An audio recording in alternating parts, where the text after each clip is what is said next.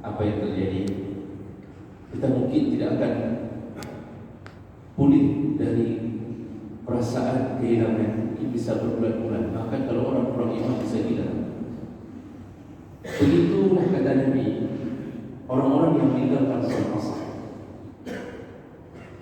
Kalau dia faham, begitulah dia kehilangan semua amalnya ketika dia meninggalkan salat asar.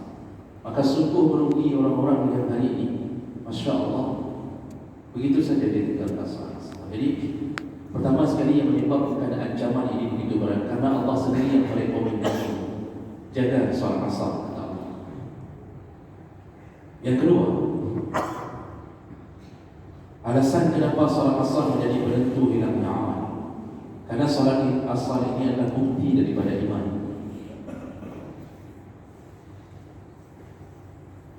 Ciri-ciri orang munafik salah satunya adalah dia akan mempermainkan salat asar. Ciri-ciri kemunafikan dalam ibadah salah satunya adalah ketika orang memainkan atau mempermainkan, meremehkan salat asar. Jadi ini bukti iman kita adalah ketika kita tidak menjadi munafik dalam urusan itu. Rasulullah SAW menyebutkan, tilka salatul munafik. Tahukah kalian salat munafik? Rasulullah ingin memberitahu, lihatlah salatnya seorang munafik. Bagaimana salatnya munafik?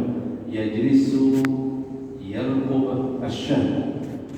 Ketika asar datang, dia duduk saja. Apa yang dia tunggu? Yarqub asyam. Dia menunggu terbenamnya matahari. Jadi itu tak berangkat-berangkat. Kadang-kadang ada yang disibukkan dengan menonton bola, dimulai dari jam 4 atau setengah 4. Takut kalau salat asar tertinggal 2 tendangan yang tidak umum. Tidak berani bangun, dia tunggu sampai selesai. Ada yang memang malas, dia baca Quran, dia tidur sebelum asar.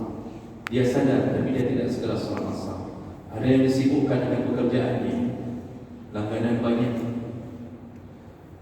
lalu dia tidak berani meninggalkan kedainya, takut kehilangan langganan. Begitu matahari mulai terbenam, kalau sekarang mungkin ibaratnya kalau 6.15 maghrib, jam 6, lalu apa yang dia lakukan? Hatta iza kanat baina qarnai asy-syaitan. Begitu matahari telah berada di antara 2 tanduk syaitan. Rasulullah mengibaratkan matahari telah berada di antara 2 tanduk syaitan. Maksudnya itu waktu terbenamnya matahari, dan di situ waktu syaitan mempersiapkan diri untuk masuk kantor. Karena syaitan itu jam kerja utamanya itu menjelang maghrib sudah mulai siap-siap. Makanya begitu datangnya maghrib, anak-anak dilarang untuk berada di luar rumah, kecuali untuk kebaikan. Kata Nabi, tutuplah pintu, tutuplah jendela, tutuplah makanan, tutuplah wadah minuman, dan jangan biarkan anak-anak berada di luar. Kenapa? Syaitan mulai bekerja. Jadi itu di antara 2 tanduk syaitan, matahari sudah mulai masuk jam yang mereka harus pinjil-pinjil. Syaitan ini kan punya kerajaan yang dia harus lapor diri, dia harus lapor. Mereka juga ada yang PNS,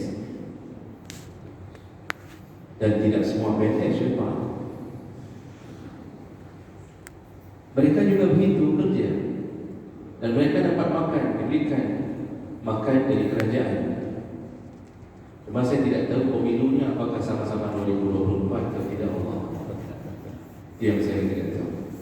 Dan jemaah pada Allah Subhanahu wa taala, ketika matahari sudah mulai tenggelam di antara 2 tanduk syaitan, kata Rasulullah, qama, lalu dia bangun tiba-tiba, fa naqaraha arba'ah, dan langsung dia melakukan salat dengan cara naqar. Naqar itu patuk ayam. Ini ayam, mulut ayam itu namanya miqar. Alat untuk mematuk itu miqar. Jadi dia salat seperti ayam mematuk makanan. Karena sudah hampir habis waktu. Begitu dia lihat, oh maka podang dah bawa. Yang bukan rumahnya di kedai, dia balap hondanya, dia balap motornya menuju ke rumah, tercampak motor di depan rumah. Karena tak sempat lagi pun dia dirikan lalu wudhu asar-asaran. Lalu dia dirikan 4 rakaat dengan model ayam mematuk makanan. Kata Rasulullah SAW, la yazkurullah fiha illa qalila. Dia tidak ingat Allah di dalam solat itu kecuali hanya sedikit saja. Jadi hanya takbiratul ihram, lalu dia salam, selesai. Begitu terus-terusan. Makanya orang meninggalkan solat asar itu termasuk bahagian kemunafikan. Maka bukti bahawa kita benar-benar beriman dan takut pada Allah adalah menegakkan solat asar di dalam waktunya atau di awal waktunya. Ini alasan kedua. Jangan jadi munafik. Allah benci sekali pada kaum munafik, mengaku Islam tapi meruntuhkan Islam. Dan orang munafik ditempatkan Allah di dalam neraka, itu di bawah orang kafir, lebih dalam daripada orang kafir. Jadi menjadi bahan bakarnya api neraka. Innal munafiqin kanu fid darkil asfali minan nar. Orang munafik itu ditempatkan di tempat paling bawah di api neraka, bersamaan dengan bebatuan yang menjadi bahan bakar. Kenapa batu yang dipilih jadi bahan bakar? Kenapa tidak kayu atau kayu bakar? Karena yang paling menahan panas dan bisa mengeluarkan panas dalam waktu yang lama yaitu batu. Munafik ditempatkan bersama batu, jadi kompornya, jadi bahan bakarnya. Bencinya Allah kepada munafik. Dan salah satu kemunafikan meninggalkan solat asar. Makanya ancaman ini berbahaya. Dan yang terakhir, kenapa solat asar itu menjadi sebuah peringatan yang keras dari Allah untuk dilaksanakan? Karena solat asar ujiannya besar. Disebut salatul asri. Ada asrun itu artinya yang diperas, memeras. Makanya juz dalam bahasa Arab itu asir. Bapak yang sudah pergi umrah lihat toko-toko juz tertulis asir, jamaknya asar. Asar itu artinya diperas. Disebut waktu asar, waktu yang sudah diperas. Apanya yang diperas? Tenaganya. Dari pagi kerja, zuhur masih tersisa, baterai masih 40%. Begitu asar tu baterai sudah tinggal 70%, sudah habis 70%, tersisa cuma 20% lagi, 10% lagi. Orang sudah lelah. Ketika kelelahan itulah Allah uji kita, tegakkan solat asar di balik kelelahan. Maka orang-orang yang kemudian melakukan solat asar berhenti sebentar dari kantornya menuju ke masjid, habis solat dia kembali mendapatkan tenaganya. Jadi seperti dicas kembali tenaganya. Keluar dari solat asar ada rasa lega, rasa kekuatan pada otot-ototnya. Itu kebaikan dari Allah. Tapi orang-orang yang meninggalkan solat asar, bertambah-tambah kesulitan hidupnya, bertambah-tambah lemah badannya. Makanya ketika dalam keadaan lelah kita diuji, orang yang meninggalkannya dia telah kalah dalam ujian menuju kepada surga Allah Subhanahu wa taala. Ajma'an Allah, berhati-hatilah meninggalkan salat, terutama salat asar. Rasulullah SAW telah memberi janji indah dengan mengatakan tentang janji-janji mereka yang menegakkan salat asar. Kata Rasulullah, la yalijan nar ahadun shalla qabla tulu'i syam wa qabla ghurubiha. Kata Rasulullah, tidak akan pernah masuk neraka, tidak akan pernah disentuh oleh api neraka. Siapa mereka? Yaitu mereka yang melakukan salat sebelum terbitnya matahari dan sebelum terbenamnya matahari. Disepakat para ulama yang dimaksud Nabi adalah mereka yang menegakkan salat subuh dan salat asar. Salat subuh sebelum terbit matahari, salat asar sebelum terbenam matahari.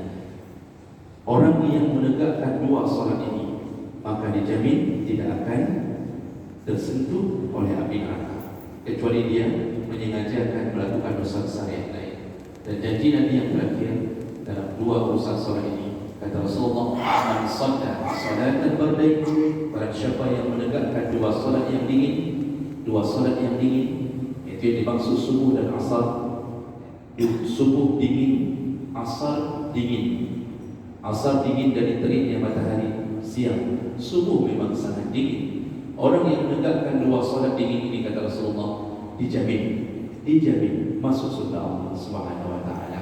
Maka tegakkanlah solat dan jaga-jagalah solat asar. Semoga Allah mengumpulkan kita kembali di dalam surganya. Amin ya rabbal alamin. Subhanallah wa bihamdihi, asyhadu an la ilaha illa anta, astaghfiruka wa atubu ilaik. Wassalamu alaikum warahmatullahi